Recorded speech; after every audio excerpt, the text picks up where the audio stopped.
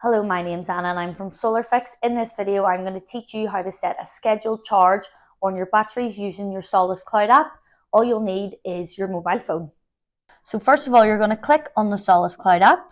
Then you're going to click on your own plant name. Then you're going to go into Device and click on the inverter. Then you're looking for the three dots in the right-hand corner. You're going to click on them and click on Inverter Control. Agree the terms and conditions and type in the password that you use to log into your SolisCloud app. And then what you're going to do here is you're going to go into work mode, click self-use mode. Now what you want to do here is you want to make sure the time of use switch is enabled. So that wasn't, so we're going to enable it and hit save. And got it, perfect. Now what is really important here is you allow grid charging. As you can see, mine is enabled, so I'm just going to leave it at that.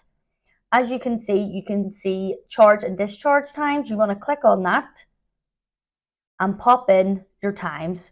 So normally people would have them charging from say 2 a.m.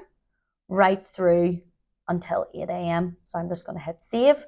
What you're going to do is here, you're going to pop it at 50 amps and hit save. And that is it.